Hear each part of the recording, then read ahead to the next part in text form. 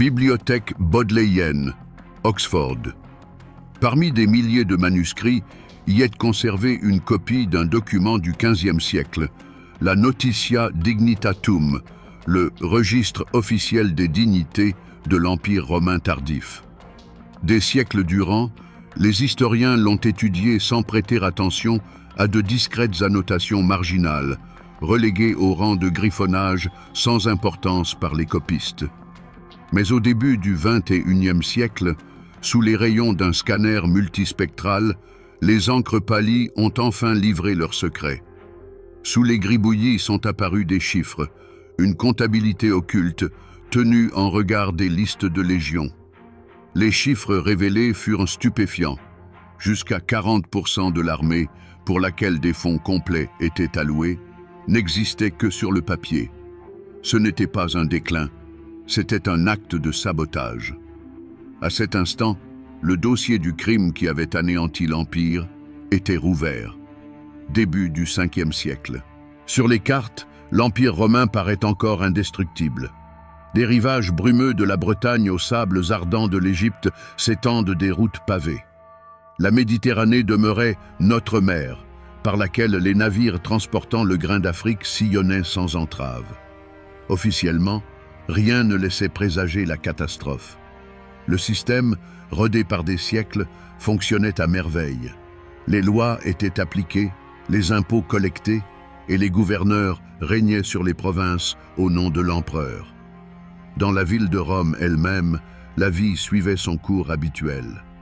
L'aristocratie, dans ses somptueuses villas des collines, débattait des philosophes grecs et déplorait la décadence des mœurs.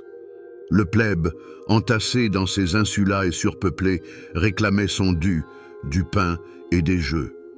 Le forum bourdonnait des voix des marchands, les sénateurs, drapés dans leurs toges immaculées, siégeaient à la curie. Il semblait que l'ordre des choses fût immuable. La ville éternelle se dressait, inébranlable. Mais ce n'était qu'une façade. À y regarder de plus près, des fissures zébraient les statues de marbre des dieux et des empereurs. Les grands aqueducs, autrefois emblèmes de la puissance romaine, fuyaient par endroits, et nul ne se pressait de les réparer. Dans les ports, les approvisionnements en denrées se faisaient de plus en plus irréguliers, suscitant d'un sourd grondement dans la capitale. L'État dépensait des sommes colossales pour son armée, mais la sécurité aux frontières devenait de plus en plus illusoire. Sur le Lime Rhénan, dans sa froide caserne, un légionnaire nommé Gaius achève de polir son vieux glaive.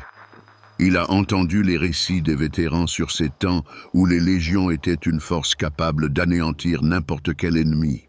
Aujourd'hui, sa cohorte est à peine complétée aux 2/3 de ses effectifs. La solde est versée avec des mois de retard. Et les jeunes recrues, majoritairement des Germains enrôlés pour se défendre contre leur propre peuplade. Il ignore qu'à Rome, dans les rapports du Trésor, son unité figurait comme pleinement opérationnelle et équipée. Cette chimère de puissance était le plus redoutable ennemi de l'Empire. Les tribus barbares qui fourmillaient aux frontières n'étaient pas la cause du mal, mais son symptôme. Ils percevaient ce que l'on refusait de voir à Rome. Le colosse tenait encore, mais ses pieds étaient d'argile. L'Empire ne savait pas encore que son arrêt de mort était déjà signé. Non pas par l'épée barbare, mais par la plume d'un trésorier dans le silence d'un cabinet. Le 24e jour d'août de l'an 410. Pendant 3 jours, Rome avait vécu dans un silence seulement troublé par les cris des sentinelles postées sur les remparts. Devant la porte Salaria se tenait l'armée wisigothe d'Alaric. Les habitants peinaient à croire à la réalité des événements. Depuis 800 ans, aucun ennemi n'avait foulé les rues sacrées de la ville éternelle. La seule pensée de cela semblait une hérésie, une invention absurde. L'Empire négociait, monnayait sa paix, intriguait, mais son cœur était toujours resté inviolable. À minuit, un grincement se fit entendre. Les lourds gonds de la porte Salaria cédèrent lentement. Les historiens débattent encore de ceux qui ouvrirent les portes, des esclaves avides de liberté ou une garde corrompue. Ce ne fut pas un assaut. Point de bélier fracassant, point de défense désespérée. Ce fut une trahison silencieuse, presque banale, qui laissa le chaos s'infiltrer. Le hurlement strident des Gorgotes lacéra le silence de la nuit. La panique submergea la cité en un instant. Ce n'était pas la peur du combat, mais l'horreur de l'incompréhension. Les habitants, réveillés par les cris et la lueur des incendies, se précipitèrent dans les rues, cherchant protection. Mais il n'y avait aucune protection. La cohorte urbaine, autrefois redoutable garde prétorienne, s'était depuis longtemps muée en une troupe d'apparat. Où étaient les légions, dont les aigles inspiraient la crainte au monde entier? Où étaient les vétérans, aguerris par des centaines de batailles? La réponse était à la fois simple et effroyable. Ils n'étaient pas là. Du moins, pas ici, et pas en nombre suffisant. L'empereur Honorius s'abritait dans l'imprenable Ravenne. Les généraux tramaient des intrigues à des centaines de milles de la capitale, se partageant pouvoir et flux financiers. Sur le papier, dans les listes de la Notitia Dignitatum, l'Empire possédait encore des dizaines de légions. En réalité, il ne restait personne pour défendre la capitale. Pendant 3 jours, les Goths pillèrent de la ville. Leur but n'était pas de la détruire, mais de s'emparer de ses richesses. De l'or et de l'argent furent emportés des palais, de précieux parchemins des bibliothèques et des statues du forum. Les incendies, qui éclataient çà et là, étaient plus une conséquence du chaos qu'une destruction délibérée.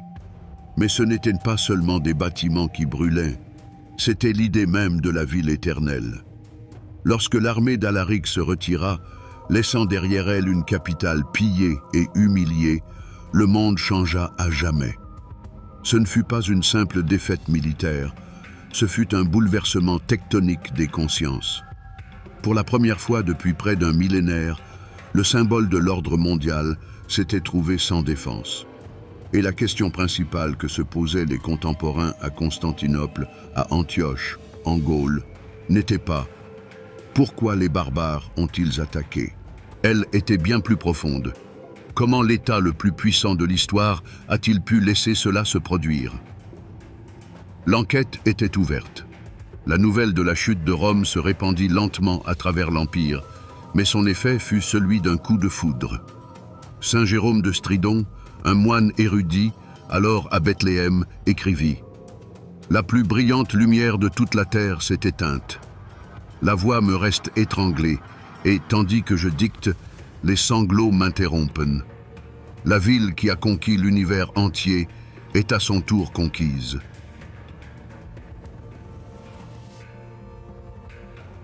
Ce n'était pas seulement du chagrin, c'était une horreur métaphysique. Si Rome était tombée, cela signifiait que les fondements mêmes de la création s'étaient effondrés. En Italie même, à Ravenne, la réaction de la cour impériale fut différente. Les historiens rapportent une anecdote qui, mieux que toute analyse, révèle l'abîme entre l'élite et la réalité. Lorsque l'empereur Honorius fut informé « Rome est morte », il s'écria, horrifié, pensant qu'il s'agissait de son coq bien-aimé, nommé Rome. Apprenant que seule la ville était tombée, il répondit avec soulagement « Ah, je croyais que c'était mon oiseau qui était en danger. » Cet épisode grotesque constitue un réquisitoire contre un système ayant perdu tout contact avec la réalité. L'élite intellectuelle de l'Empire se lança immédiatement à la recherche des coupables, mais elle regardait dans la mauvaise direction. Les païens affirmaient que la ville était tombée parce que les Romains avaient trahi leurs anciens dieux au profit du christianisme. En réponse, Augustin d'Hippone rédigea l'œuvre monumentale « La Cité de Dieu », démontrant que le royaume des cieux ne dépendait pas du destin des empires terrestres. Des décennies furent consacrées à des disputes théologiques, à la recherche des causes spirituelles de la catastrophe. Nul ne prit la peine de mener un audit des dépenses militaires. Nul ne se demanda pourquoi les légions, pour lesquelles des impôts colossaux étaient alloués, n'avaient pas pu protéger la capitale. Au lieu de cela, la bureaucratie de l'ombre obtint un prétexte idéal pour de nouvelles manœuvres. Sous couvert de menaces barbares, de nouveaux impôts d'urgence furent instaurés.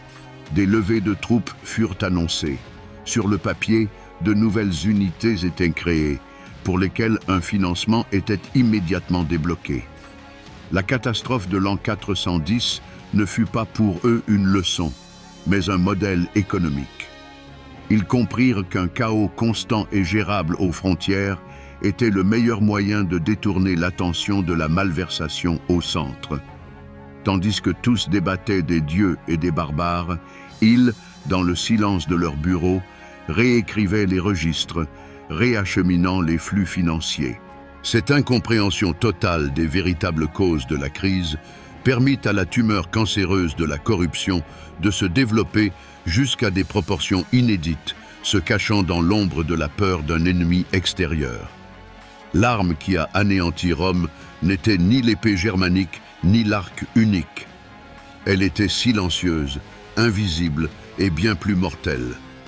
C'était la machine administrative romaine elle-même, transformée en un instrument de pillage total. L'élément clé de ce mécanisme fut un phénomène que les enquêteurs modernes qualifieraient de « légion de papier ». Et elle fonctionnait avec une logique implacable et meurtrière. La reconstruction du stratagème se présente comme suit. Première étape. Un général à la frontière, par exemple en Gaule, envoie un rapport à Ravenne ou à Rome. L'ennemi est puissant, signale-t-il. Les récents combats ont entraîné de lourdes pertes. Pour maintenir le front, il est urgent de reconstituer une cohorte existante ou d'en former une nouvelle, forte disons, de 500 hommes. Le rapport est étayé par de faux témoignages de bataille et des listes de victimes. Deuxième étape. Le rapport parvient sur la table d'un fonctionnaire militaire qui fait partie du système.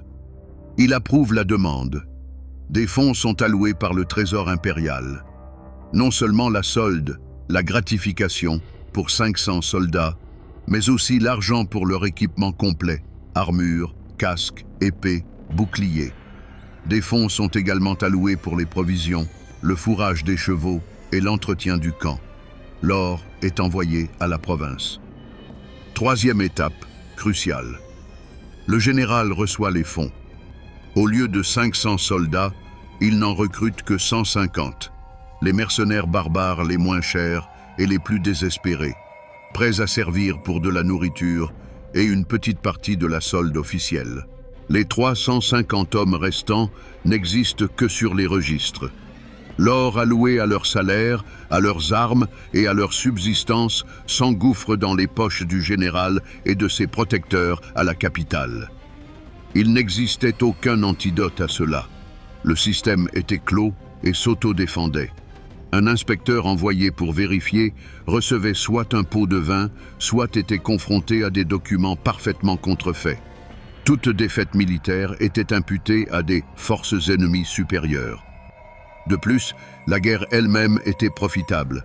Elle permettait de réclamer indéfiniment de nouveaux fonds et de radier des soldats inexistants comme tombés au combat. Ainsi, l'Empire payait pour des fantômes. Selon les données chiffrées de la Notitia Dignitatum, au milieu du 5e siècle, jusqu'à 40% de l'armée de l'Empire romain d'Occident n'était qu'une fiction.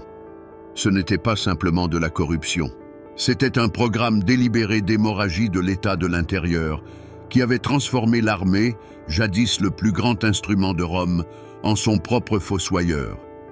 Le véritable ennemi ne se cachait pas dans les forêts de Germanie, mais dans les états-majors des légions. L'an 457, un homme qui n'aurait jamais dû s'y trouver monta sur le trône de l'Empire romain d'Occident, Flavius Julius Valerius Majorianus. Ce n'était pas une marionnette, c'était un soldat, un général, et, ce qui était le plus dangereux pour le système, un enquêteur sur le trône. Il avait discerné la maladie et décida de la soigner. Ses lois contre la corruption et le pillage de Rome étaient un défi direct à la bureaucratie de l'ombre. Mais son coup principal visait le cœur même de leur puissance, l'Afrique, capturée par les Vandales, devenue leur fief indépendant et une source de menaces pirates. Pendant 3 ans, Majorien prépara son expédition. Ce n'était pas une simple campagne militaire, c'était la dernière chance de l'Empire pour sa renaissance. Des troupes convergèrent de toutes les Gaules, d'Italie et d'Illyrie, des restes des anciennes légions, des détachements de barbares fédérés. Dans le port espagnol de Portus Ilicitanus, l'actuel Alicante, une armada de plus de 300 navires fut rassemblée. C'était la plus grande flotte que l'Empire d'Occident eut réunie au cours des 100 dernières années. Les enjeux étaient colossaux.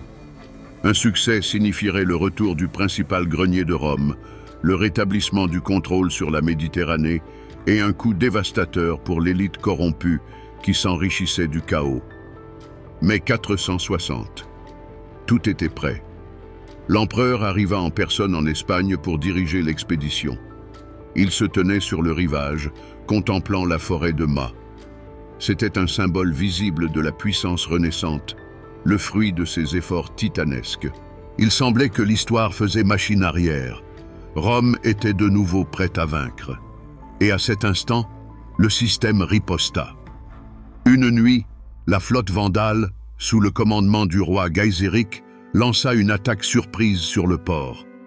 Mais ce ne fut pas une bataille navale loyale.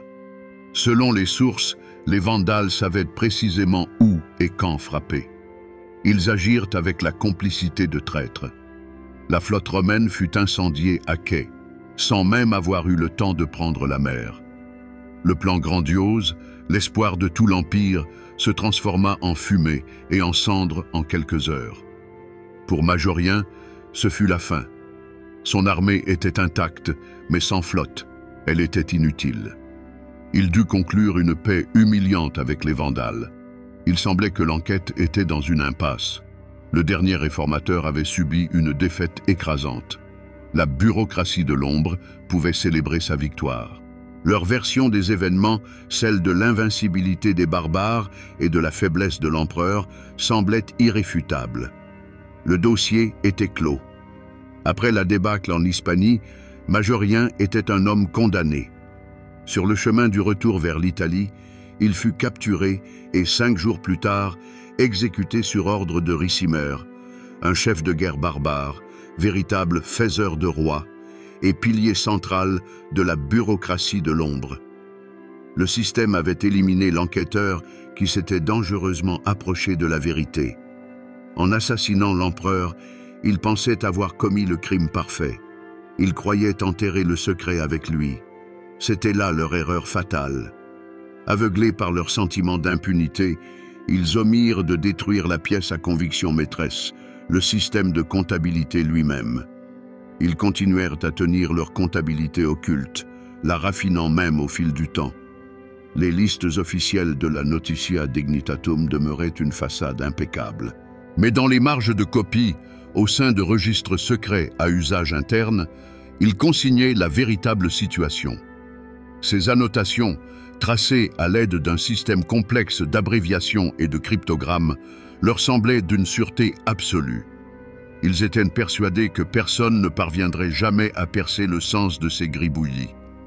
Ils avaient sous-estimé l'enquêteur du futur, que 1500 ans séparaient d'eux. Faisons maintenant un bond de 1500 ans pour atterrir au XXIe siècle. Le docteur Eleanor Vance et son équipe dirigent les faisceaux d'un scanner multispectral sur les pages jaunies d'un manuscrit d'Oxford. Le coup de génie ici n'est pas une manœuvre militaire, mais l'application d'une technologie capable de sonder l'invisible. Lentement, pixel après pixel, l'ordinateur analyse les encres estompées, discernant les couches tardives des inscriptions originelles. Et la révélation éclate. Les gribouillis insensés prennent forme. Ce ne sont pas des annotations aléatoires, ce sont des chiffres. Et à côté d'eux, des désignations abrégées de légions et de cohortes. Legio 5 Macedonica, Cohors 1 Britannica. Lorsque l'équipe de Vance a confronté ces chiffres aux données officielles du texte principal, le tableau du crime est apparu avec une clarté cristalline. En face d'une légion qui, sur le papier, devait compter 6000 hommes, figurait la mention 2100. Face à une aile auxiliaire de 500 cavaliers, était indiqué 130. À cet instant précis, toutes les preuves éparses s'assemblèrent pour former un tableau cohérent. La chute de Rome en 410, la ville n'était pas vide parce que toutes les légions étaient aux frontières, mais parce qu'elles n'existaient pas dans les effectifs déclarés. L'échec de l'expédition africaine de Majorien. Il est désormais évident qu'elle fut sabotée de l'intérieur par ceux qui refusaient de renoncer au commerce lucratif des soldats de papier et à la guerre éternelle. Tout prenait son sens. La notitia dignitatum d'une simple liste administrative se mouait un grand livre de comptabilité du plus long et du plus destructeur des crimes de l'histoire. L'Empire n'avait pas été tué par l'épée, mais par la plume. L'enquête tenait enfin sa preuve irréfutable. Avec l'assassinat de Majorien en 461, l'enquête fut classée sans suite. Le système avait triomphé. Désormais, sans surveillance, les détournements prirent un caractère systémique. Ricimer, véritable maître de l'Italie, plaçait sur le trône empereur fantoche après empereur fantoche, qui ne faisait qu'apposer leur signature aux édits qu'il dictait. Les flux financiers, destinés à la conservation de la Gaule, de l'Hispanie et de l'Illyrie, furent détournés pour l'entretien d'une cour somptueuse et l'enrichissement personnel de l'élite. En nous appuyant sur les données de cette comptabilité de l'ombre, nous pouvons reconstituer comment le système opérait concrètement. Un gouverneur loyal en Gaule, luttant désespérément pour contenir la poussée des Goths, formulait une requête pour le réapprovisionnement d'une légion. La réponse ? Un refus net, invoquant le prétexte d'un manque de fonds. Pendant ce temps, une unité fictive en Italie, n'existant que sur le papier, recevait un financement intégral. Les sommes étaient enregistrées comme dépensées, puis partagées entre Ricimer et son cercle. Les provinces, abandonnées sans troupes ni ressources, tombaient l'une après l'autre. Il ne s'agissait pas d'une défaite militaire, mais d'un démantèlement orchestré. En 475, l'Empire romain d'Occident n'était plus qu'une caricature de lui-même. Il ne contrôlait plus que l'Italie et une maigre portion de la région alpine. Sur le trône siégeait un enfant empereur, Romulus Augustule, un symbole dérisoire de son impuissance absolue. Le pouvoir réel émanait de l'armée, un conglomérat de mercenaires barbares sous la houlette de leur propre chef. Et cette armée, témoin du pillage des derniers vestiges du trésor impérial par l'élite, décida d'exiger sa part. Le chef des mercenaires germains, Odoacre, au nom de l'armée entière, exigea du père de l'empereur, Oreste, qu'il concède à ses soldats des terres en Italie pour leur établissement. C'était un ultimatum courant, mais Oreste refusa. Il ne pouvait y consentir, car il n'y avait plus rien à distribuer. Le trésor était vide. Les terres appartenaient aux sénateurs, qui étaient les principaux bénéficiaires de ce système de corruption. Le 4 septembre 476, tout prit fin. Nul assaut de palais, nulle bataille sanglante pour la ville de Rome. Odoacre se contenta d'entrer dans Ravenne, d'arrêter Oreste et de le faire exécuter. Le jeune Romulus Augustule fut déposé, mais, dans un geste de clémence, il ne fut pas mis à mort. On l'envoya en exil dans un domaine avec une rente à vie. Ce ne fut pas la grande bataille de la civilisation contre la barbarie. Ce fut un licenciement. Ensuite, Odoacre accomplit l'acte final, éminemment symbolique. Il rassembla les insignes du pouvoir impérial occidental, le diadème, la pourpre, le sceptre, et les expédia à Constantinople, à l'empereur de l'Empire romain d'Orient. Le message était clair et sans équivoque. L'Occident n'avait plus besoin de son propre empereur. La fonction était abolie, jugée superflue. Le crime était consommé. L'Empire romain d'Occident, spolié de l'intérieur, avait cessé d'exister. Ce n'est pas l'armée des barbares qui l'emporta, ce fut la bureaucratie de l'ombre. Mais leur triomphe ne consistait pas à piller l'Empire pour ensuite disparaître. Leur véritable victoire fut de lui survivre. Les sénateurs corrompus, qui avaient dilapidé le trésor public, ne furent pas victimes du chaos. Ils utilisèrent leurs richesses volées pour se fortifier dans leur domaine, les transformant en bastions imprenables. Les chefs de guerre barbares qui avaient saboté l'armée ne se sont pas évanouis dans l'histoire. Ils sont devenus rois. Ils n'ont pas détruit le système, ils l'ont privatisé. Chacun d'eux s'est taillé une part de l'Empire, a changé l'enseigne de procurateur romain pour celle de roi des Goths ou de duc des Burgondes et a continué à régner.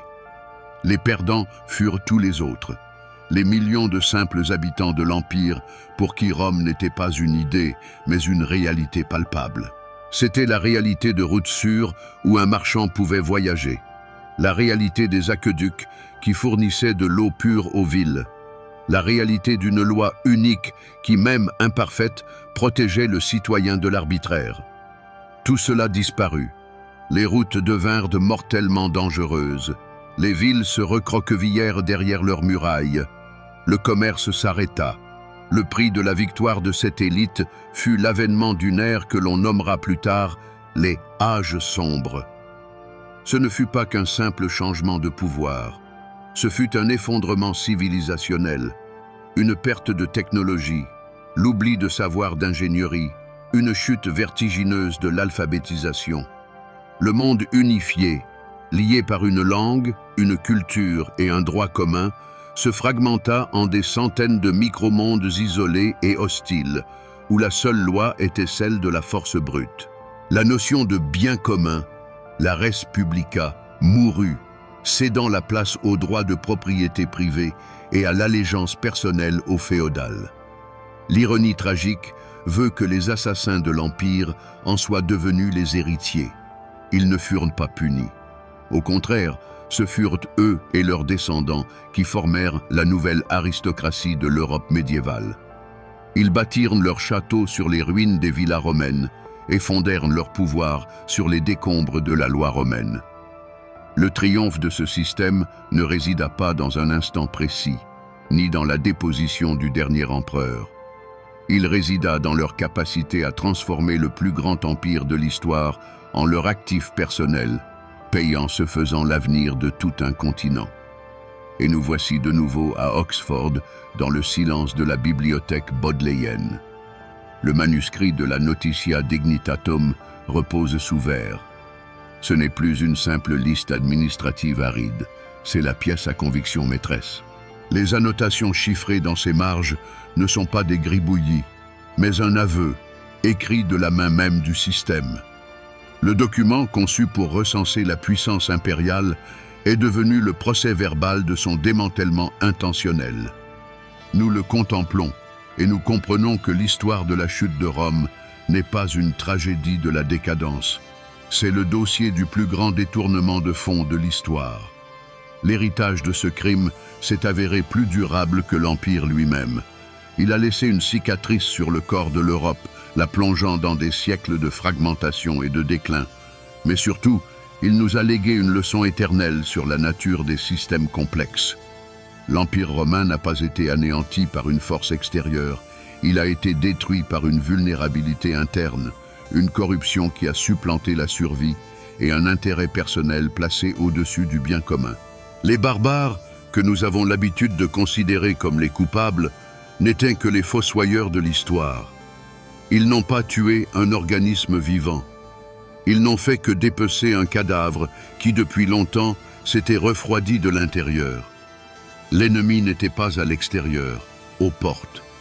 Il siégeait au Sénat, dans les états-majors, dans les bureaux des trésoriers, et son arme n'était pas l'épée, mais la plume et le boulier. Ce processus d'autodestruction n'est pas unique. Il se répète dans l'histoire avec une régularité effrayante. Et la question principale que nous laisse cette affaire résonne encore aujourd'hui. Qu'est-ce qui est le plus dangereux pour toute civilisation? Un ennemi visible, debout aux portes avec son épée, ou un fonctionnaire discret qui, à l'intérieur de ces mêmes portes, d'un trait de plume, raye de la liste ses protecteurs?